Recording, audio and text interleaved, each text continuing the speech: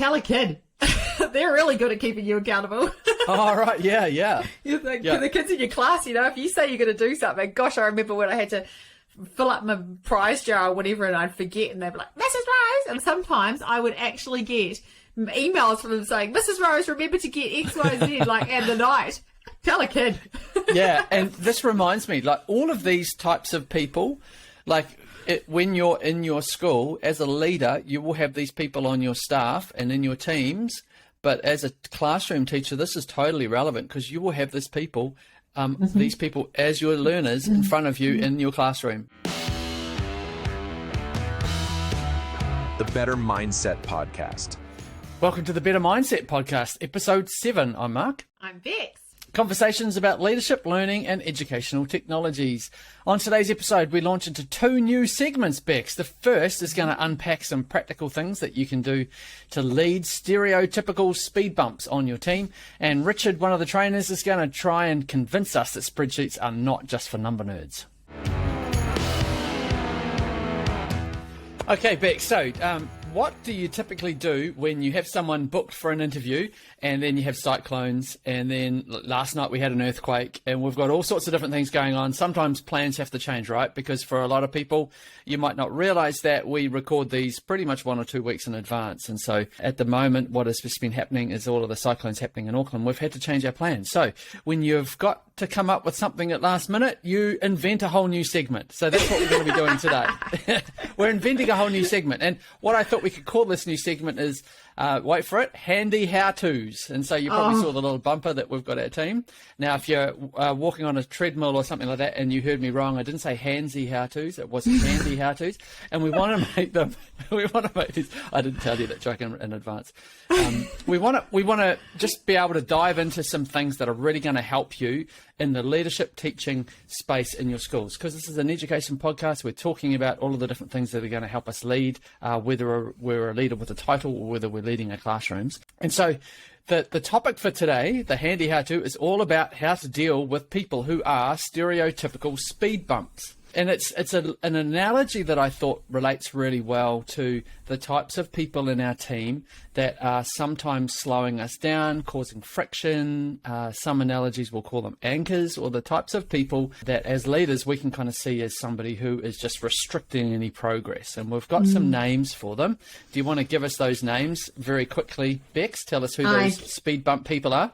Can indeed, and I'm sure you will picture people as you go along. So, stereotypical speed bumpers are negative Nancys, the know-it-all Nigels, say yes, do no Nellies, and skeptical Simons.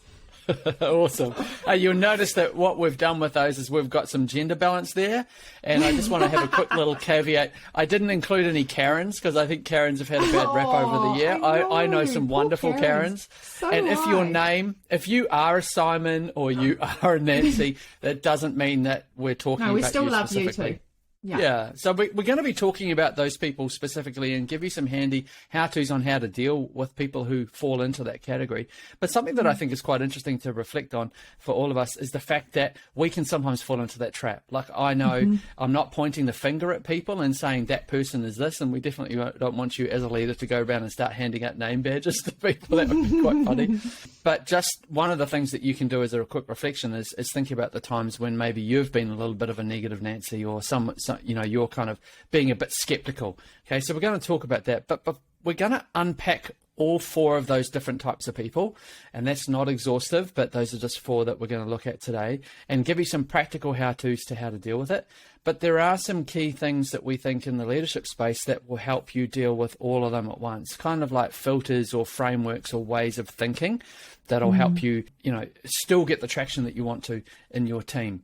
So the first key is to think about the fact that relationship building is key, right? So you have to build strong relationships with those people. And I know that when I'm in teams and I've got people who have got those kind of traits, or they might have that lens that they look through, it can be really easy to just sort of avoid them in the corridor, or not want to sit next to them in the staff room, or, not really warm to them very quickly. But leadership is all about relationships. It's one of the core pillars, and something that I think is really important. And so there are lots of different ways that you can build relationships with people. I think about the listening skill. You think about every time that you stop and help them carry something into their classroom, or help them pick up stuff. It's all pennies in the jar, right? It's all those, building credits for the time when you actually need them. Is there anything that you'd add to that relationship building? Anything else that people can think about to do that? Yeah, totally. Last week we touched on the workplace love languages. So knowing what their workplace love language is, it might be remembering their coffee order all the way through to knowing what their grandson's name is. So those things really make a huge difference to people, but knowing exactly what would float their boat in terms of relationship building would be key to that, I think.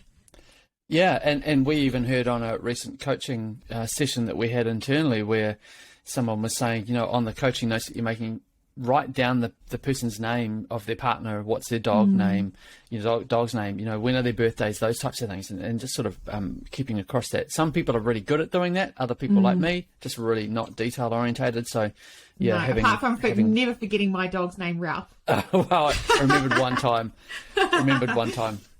Yeah. So that's really good. And also I think, the other thing that I've got on my notes there for building relationships is just giving people airtime. So when you're in meetings, just saying, Nancy, what do you think about that? Actually doing that, it just you're deliberately creating space and it builds a relationship. You're telling them how much you value them. So that's the first kind of key that relates to all of them. The second one is the whole idea that came through in the Good to Great book. And Jim Collins explains this whole analogy of a bus. And I think as a leader, it's quite important to have in the back of your mind because it helps you deal with the big picture and not so much get dragged down into the little negative interactions that you're having in the day-to-day. And if you haven't come across that book, it's fantastic. We'll link it in the show notes. Good to Great is an examination of all of the different organizations that are super successful and what's made them successful. And in that book, they use the analogy of a bus being a group of people who are going in a direction. And he talks about how it's important to do three things. Number one, get the right people on the bus, get the wrong people off the bus, and the right people in the right seats. So when you have that philosophy in the back of your mind and you're thinking that lens, then it's a way to be able to not sweat the small stuff, but recognize that the whole team is on a journey and that the team might change over time. But you can just kind of have that collective direction that you're going in, that the bus is heading in as a team, but recognize that at the end of the day, there are going to be some people on your team who might just not fit the direction that you're going. And they may have been a perfect fit for the previous leadership or the previous vision, but as you've adapted and evolved, maybe they're not the right fit going forward. So it's not about making sure that we keep everybody together, and it's definitely not about thinking who can I get rid of in that space, but it's just kind of being aware that as people, we form different groups over time, and sometimes my leadership style or my teaching style might suit one school, but if it evolves and changes, then I'm going to either grow with the school or with the organization, or maybe I'll grow out of it. And so I know that it's almost those two keys, thinking about relationships and building relationships, but then also thinking about the organizational health and where you're trying to go, seem at odds with each other. You know what I mean? But they can actually work hand in hand, can't they? Yeah, that's right. I think, and especially in Aotearoa, New Zealand, we talk about the waka. It's very similar sort of analogy. You have this waka full of people. Sometimes they're rowing the wrong way. Sometimes they're not at the front of the boat. Sometimes they're not at the back of the boat. So it's just of the waka. So yeah, just making sure, again, people in the right seats rowing the same direction. Otherwise, that waka isn't going to go anywhere. If you think a walk is not going to go where, so if someone on one side's rowing backwards and someone on the other side's rowing forwards. So it's acknowledging that, being the person at the front of the walker, or is it the back? Yeah. as the leader, and making and having that broad overview from the top looking down, making sure that people are in the right places. Yeah, there's an amazing quote that I picked up recently from Warren Dennis, and he said leaders are people who can translate the vision into reality. And if you've got that in the forefront of your mind, number one, you have to know what that vision is, where the direction that the waka is going in, but you're really working hard with everybody in the waka to make sure that they are helping the team translate that into reality. So those are two kind of tensions that you're holding. And in Māori language, we call that tau, so you want to have a balance between those two things. See, I'm picking up my vocab. Love that. Go on. Yeah, feeling rather chipper about that. In the analogy that we're gonna break down, we're going to talk about those 4 different types of speed bumpers. So they're people, thinking about that analogy, which I think is quite helpful. We're not thinking about them lying on the road. We need to go over top of them. Although I don't know, sometimes we feel like that in leadership, don't we? But there's a couple of things before we break them down, from an analogy point of view. If you think about the role of a speed bump on the road, they're usually in a place that we're wanting to go past. And as a leader, sometimes in a negative sense, a speed bump can be frustrating because they try to slow you down. You feel like you need to, you were going in a good direction, and all of a sudden we need to stop and listen to this conversation. And here, this person's bringing this thing up again. And, oh my goodness, that person, is being a speed bump because they're not giving us approval for something, or they might be in the accounts department, and we've got to go through that. That's where an analogy connects. There's a couple of other things. One of them, sometimes if you go over them too fast, they can ruin your suspension. So I've never had cars. Yeah, I've never had cars that have been lowered too far. But if you think about it, it is quite funny. They can have an impact negatively on your organization. So if someone's constantly being negative, or if they're constantly slowing you down, or, you're having to go, they're constantly affecting that trajectory of where you're trying to go and ruining momentum, it really can have a ripple effect across the whole organization and the whole car. I'm just sticking with this analogy. And then the last thing, one of the worst things that you can do sometimes is that you can see you've got a momentum going, you can see a speed bump up ahead, and you can actually change track. So you can go, I'm actually not going to go down that road because of X, Y, and Z, and this person, and there's a bit of a speed bump, so let's just change, let's not do that thing. And it might be that was a really good way to go. It could be that was exactly the direction and the step that you needed to take, but that person's kind of in the way. So those are some negative, I think, impacts. At the very end of this, I'm just going to frame it up as an analogy and just flip it on its head and see how speed bumpers can be really helpful. But we're going to get to that, so we'll hold on. You'll have to listen to the end of this session. So shall we start? Let's jump into it and have a go through and do some actual how-tos for each of them. Do you want to start with number 1? Great. So let's go with negative Nancy's. So right. let's have a look at what they look like.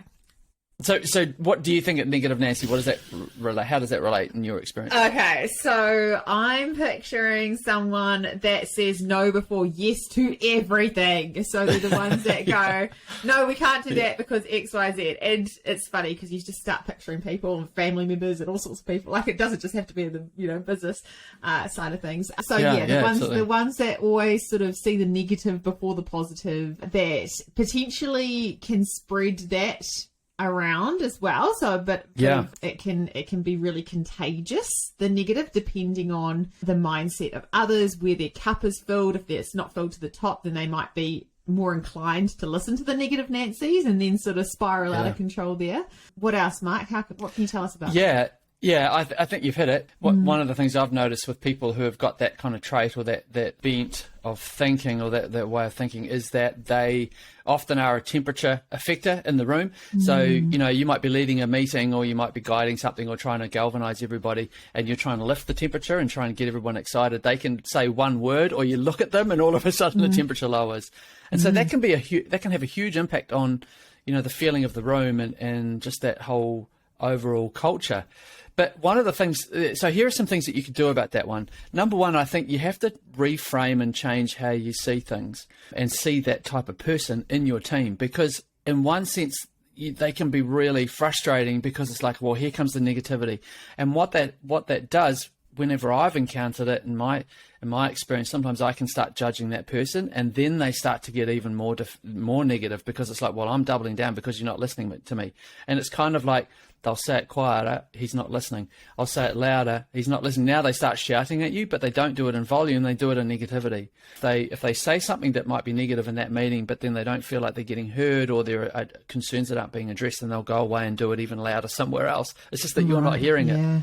Yeah. And so that's really where it's coming from. But if you flip it round and recognize that where it's coming from, sometimes there are a couple of different reasons where that negativity is spouting from, the roots of the negativity. Sometimes there's just some personal stuff going on for them, and it's something that is kind of affecting the way that they're seeing things at work. There could be something going on at home, and that's where that relationship can come in. So, it's super important to ask them, how things going on. I noticed that, there were some things that you weren't quite happy with in that conversation, or if you bring something up, you can kind of tell on their face whether they're excited about it or not.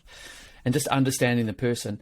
But more likely, it's really a reaction to the fear. And this is the way that they react to it. So if you take the time to talk and listen to that person one-on-one, or even give them time to voice the concern and do the whole 5 whys approach that we talk about in coaching, where you just say, tell me more about that. Why do you think that's happening? Why is that? Why will people react like that? Why hasn't that happened in the past? Get down to the core root. There could be some real gems there that could really help you. And so I think that's really important, because if as leaders we see negative Nancy's as less of a speed bump and something that's unnecessarily going to slow us down, and see it more about a gifting of discernment that is just sounding negative because of the way that I'm receiving it, that can be a really important impact or step on the process of the journey of making some decisions. Because you could have some ideas and then the person's negative, but actually that's a really important part of that understanding process to decide about, making a good decision.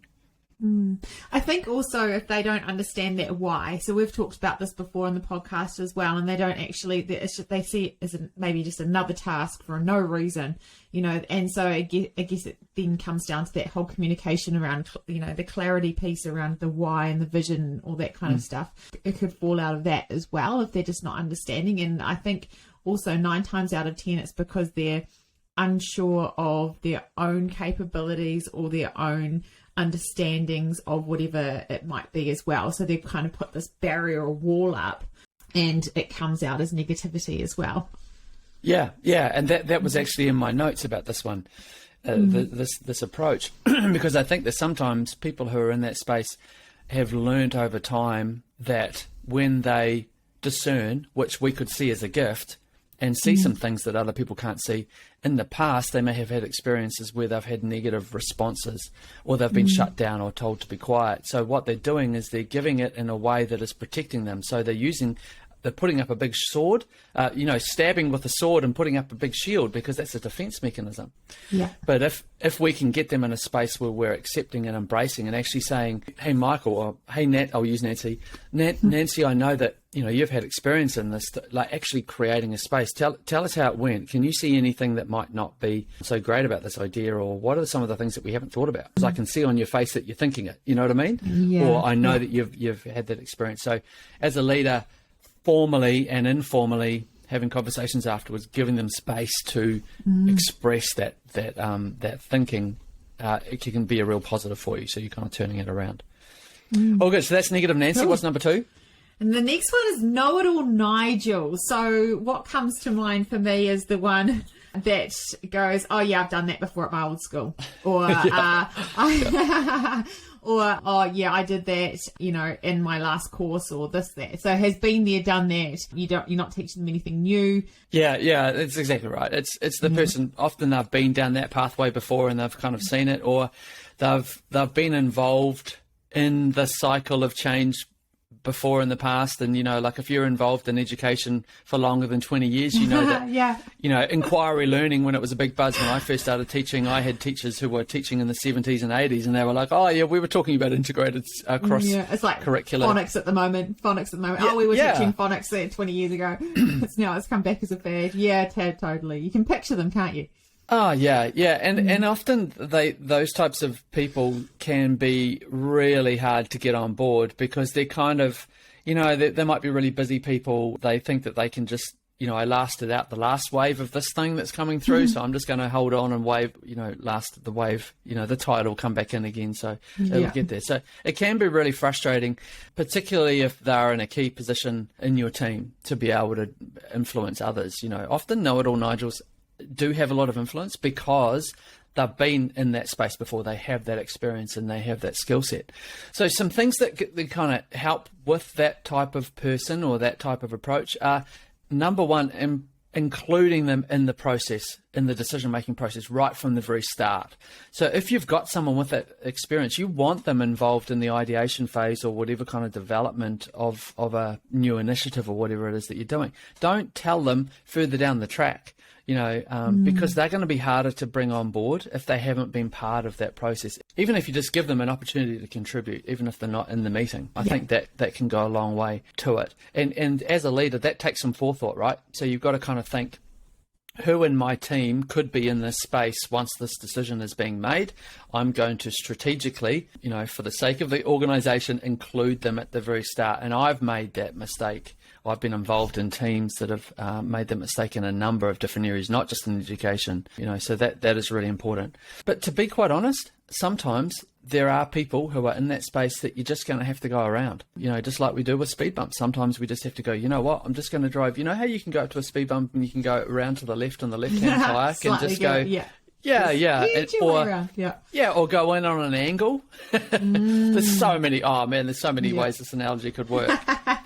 So just try a different approach or different angle. But I think that those are the two key things. Involve them in the process or just go around them. But there may be some other things that other people have got. They could put some things in the comments, email us at team@usingtechnologybetter. It's a really good way when you're like learning something new. So it doesn't have to be something a part of education, but a tactic that I used without even realizing it, I think, was one of the team building or culture days.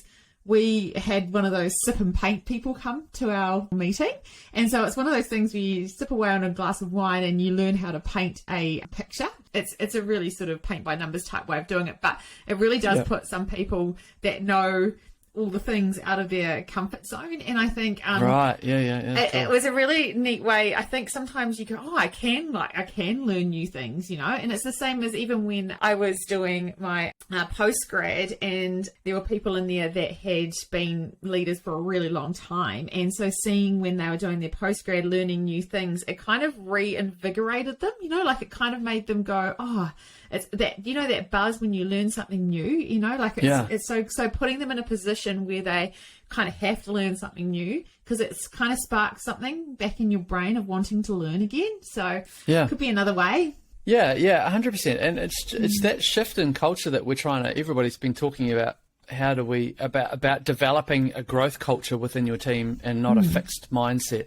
That's been around for quite a while, but it's amazing how many educators you meet who are professional, who are supposed to be professional learners or professional teachers, but we're so many of us are in this mindset where we just do the same thing every year. It's a real challenge. It's a real challenge, and it's probably another episode podcast theme, but it's something that you can work on. Number 3.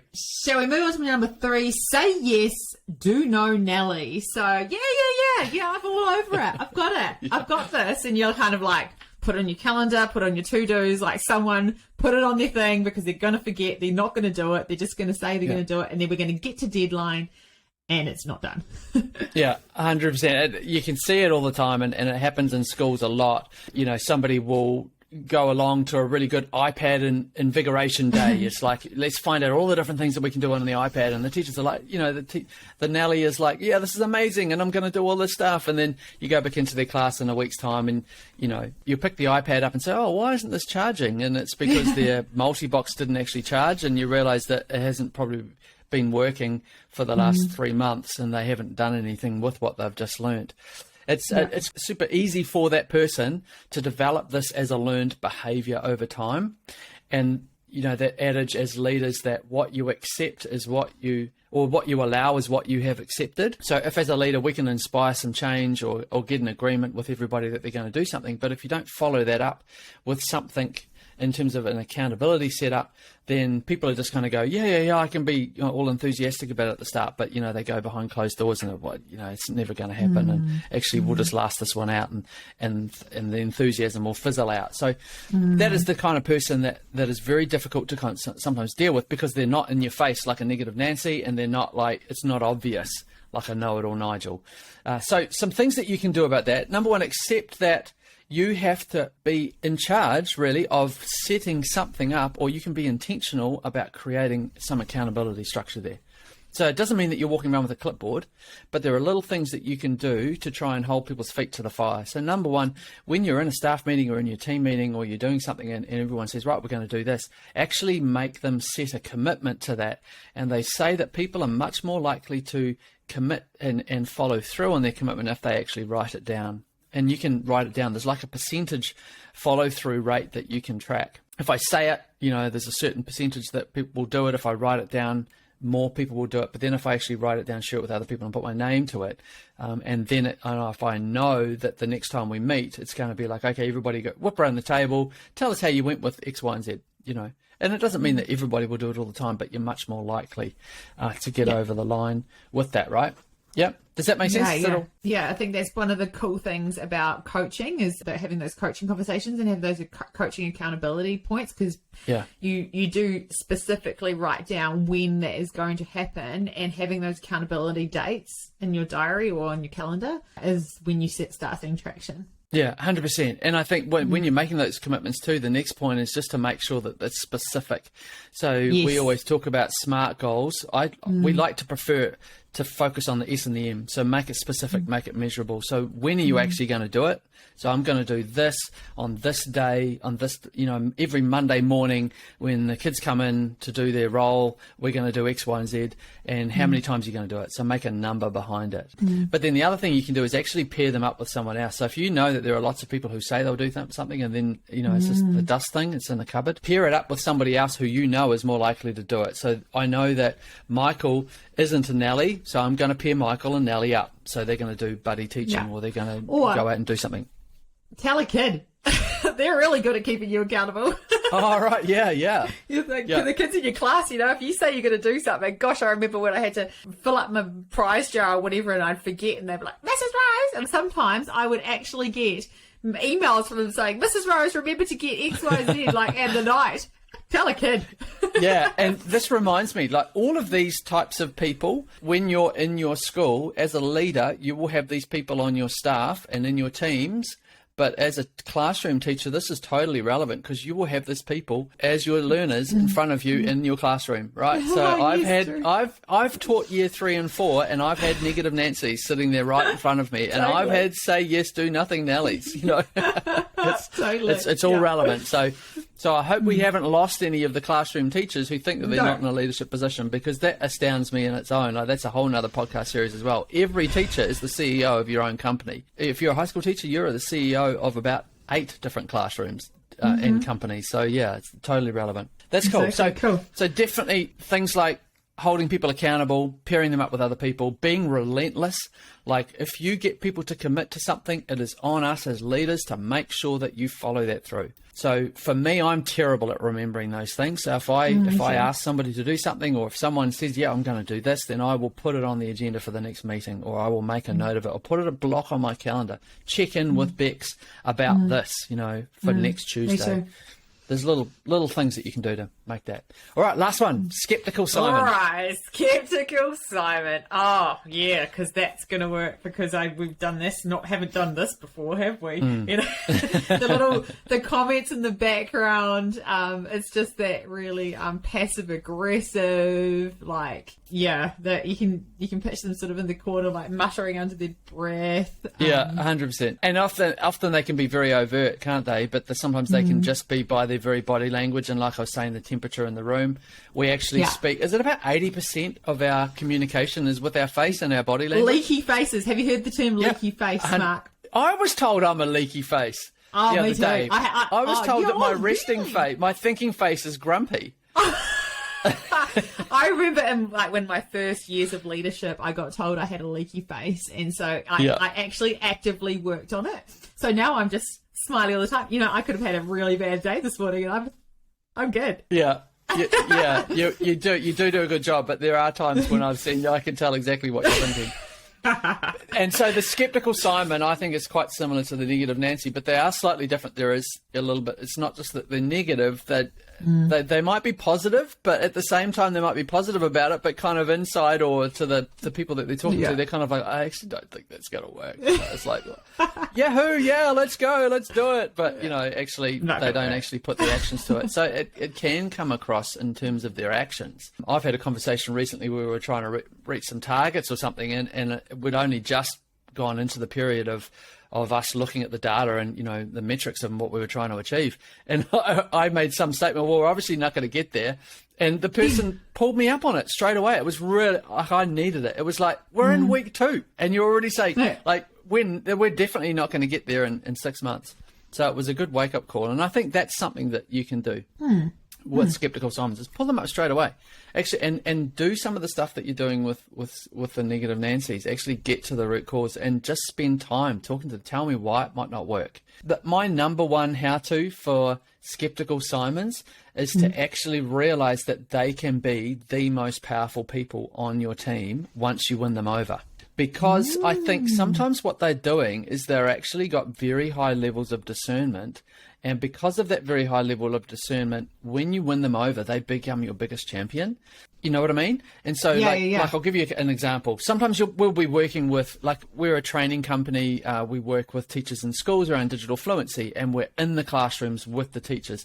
So many times we might frame something up with a teacher and say, you know, oh, we're going to come in and we're going to do some digital fluency with your students around use of iPads. And they might be teaching 5 and 6 year olds.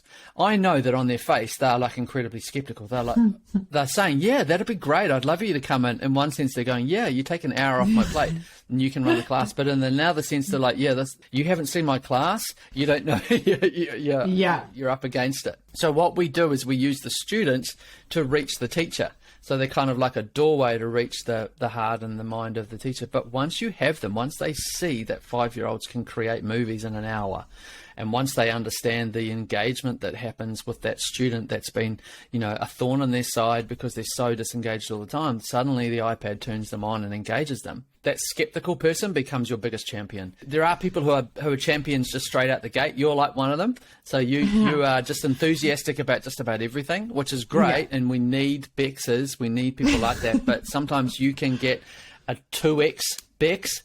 If you can turn a skeptical person, right? Turn it into a superpower, turn it into something that will then share the message, because someone who's had their mind change will be the ones that share the message.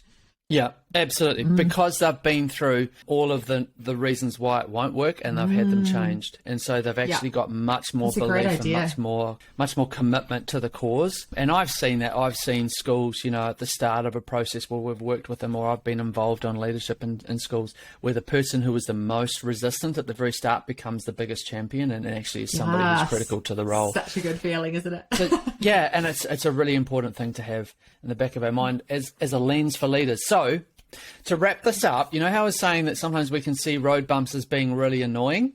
Well, if you spin it round and see speed bumpers, so your negative Nancy's, your know-it-all Nigels, etc., and if you start to see them as being a real important part of your team and an important part of the journey that your school is on, your leadership team is on, then you can reverse it round and you can use it to get even more traction.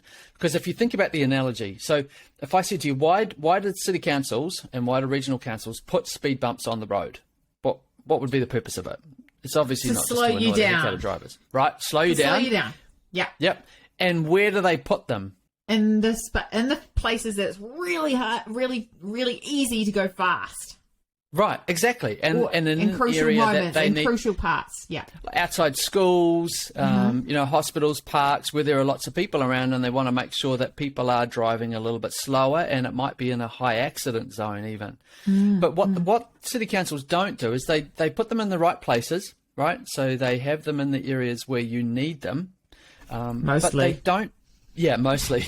But they don't put them everywhere because they're too expensive. No. So they're selective about it. And that's I think, one of the takeaways from this whole analogy. As a leader, you want to think about where in your decision-making processes, in your implementation, strategic planning, do you need to have some of those core people in your team who can be like these speed bumpers? So who's got a gift of discernment? Who's going to be on my champion team that is a really high influencer who might be a little bit skeptical at the moment, but then I can turn around and become one of the most critical parts of my team?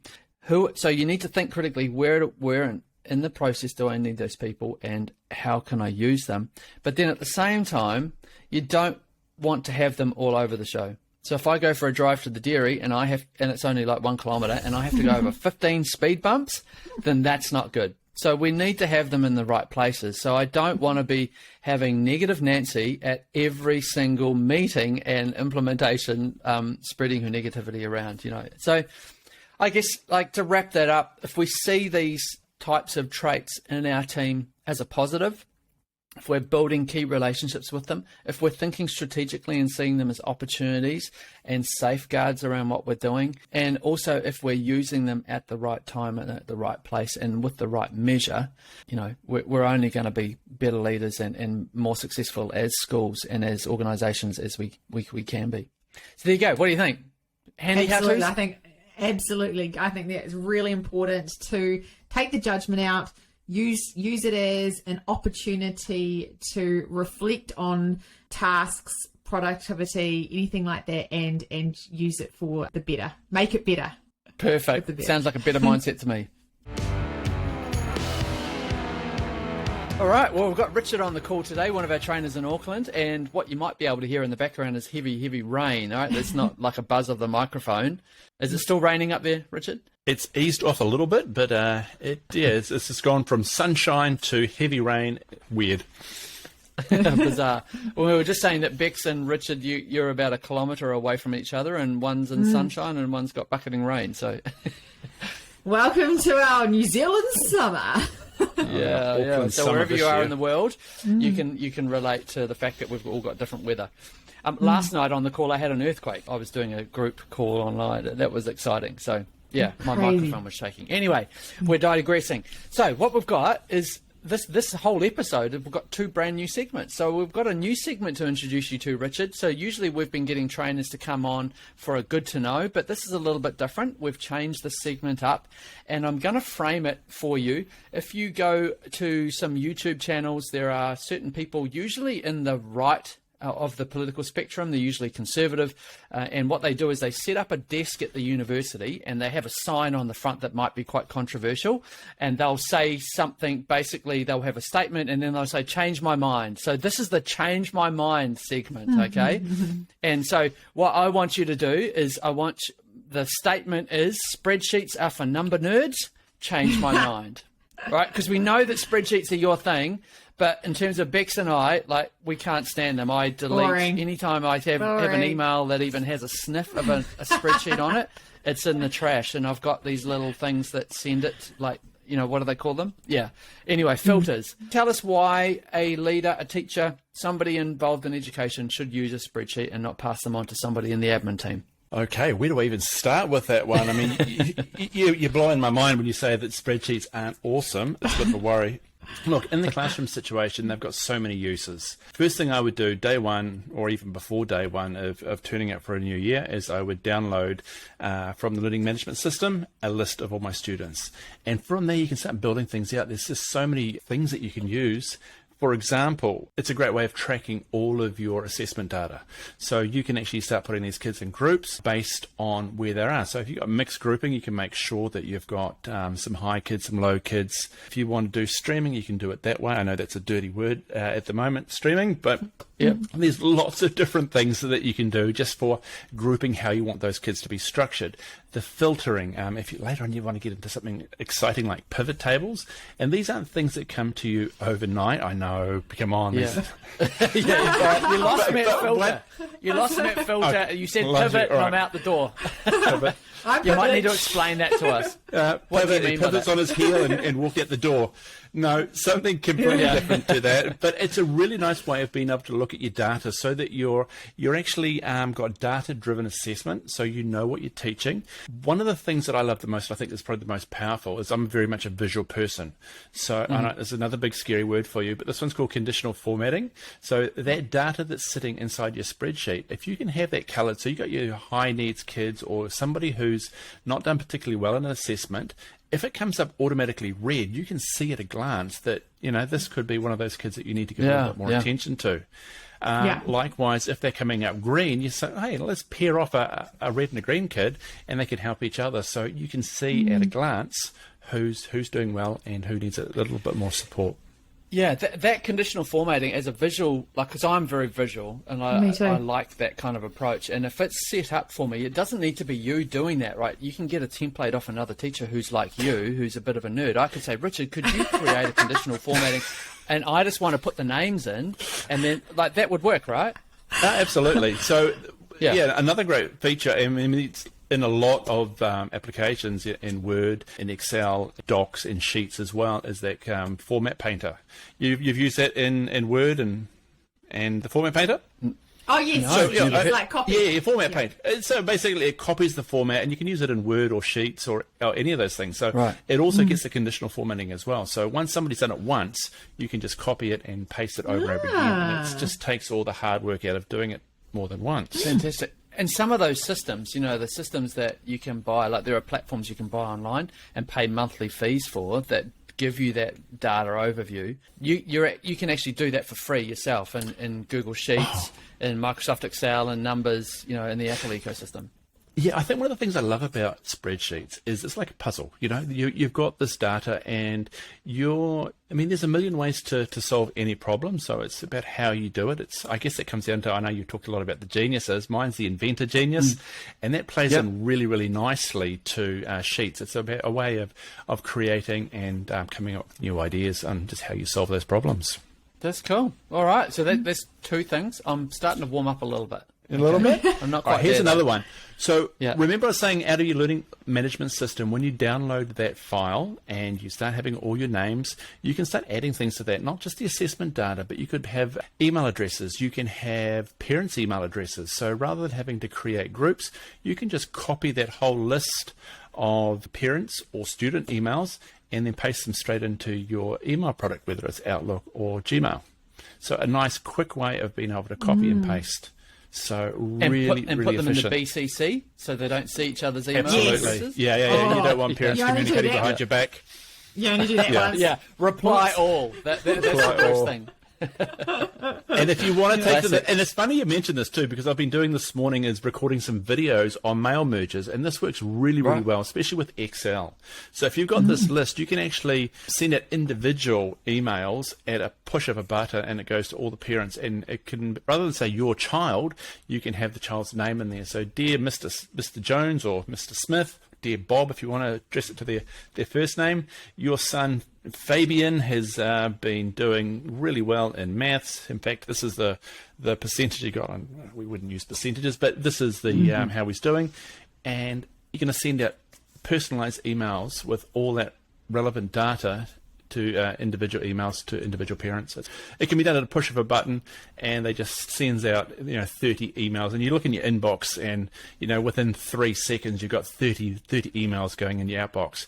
It's also a great way of communicating with your schools as well. If you're a trainer. So like if you're leading a soccer team or a football team or something, a hockey team, and you want to send out personalised emails to the parents, introducing yourself and saying who you are and here are my contact details and things, then you can do that, right? So you can have the first name of the student, you can have, everything personalised. That's fantastic. Yep. You could even say, if you had a reading group, say, hi Bob, your son Johnny is in the Wookiees reading group, and this week we're going to be focusing on Mrs. Wishy Washy, or whatever book it is happens to be that you're reading. So, again, it will go out to everybody in that group. And I know another scary word, filters. You can filter it just to the Wookiees group and send it straight out to them. So really quick and easy. Well, But that's like, I think, you know, in terms of like warming us up, I'm definitely a lot more interested. But there's some things that I know a lot of teachers listening to the specs, they'll be sort of thinking, well, I don't know what the heck he's talking about mail merge. I don't know what a pivot table is. That's a good lead into some of our online courses, right? So can you tell us where could people go if they want to get some of our online courses or some training? Bex would be a great person to get in touch with, depending on whether, you know, you've got a PLD contact with us. I would love to come into school and help you with any sheets things. It is my jam. It fills my bucket, just working with sheets. I can see your face just lit up. Yeah. I know, right? Yeah. You don't have to be a nerd. I mean, seriously, look at this face, you know? This is not Revenge of the Nerds over here. Yeah. Good-looking nerds. Yeah, I think it sounds like they're a really big help with that efficiency and productivity piece in our jobs. And when you're spending time on these mundane admin-y type tasks, that means it's less time on spending with the kids and creating learning experiences that are really going to shift student achievement. So if we can really streamline those tasks, that's a win. He's won me. He wins. Awesome. Yeah, I've got one more for you before we leave. Button. Oh, one. Okay, one more. He's on his list. He has to do it. This is what nerds do. Sorry. Carry on. This is what nerds do. One last thing. Okay. When you're in the morning in the classroom teacher, you've got all these kids coming in, you're setting up for the day. It's probably the most chaotic time of the day, that before school. That's where I used to hide out the back where the books were. Yeah, carry on. If you've got a camp on or a mufti day, when kids are coming in and they're giving you money, they're dropping it on your desk, then you've got no idea who has dropped that money. So if you've got a spreadsheet, you can have just a tick button and say, yep, they've done it. And they've given me $8 where it's you know, so they give me a $10 note where it's a $5 fee. So I've got to give them some change, and you can go through and all of those things that you've done, you just highlight them, and it will give you a total, so that when you count up your money and you're sending it off to the office, you know that you balance it. You don't have to remember to carry one. So good, and even better than that, you can get a student to do that.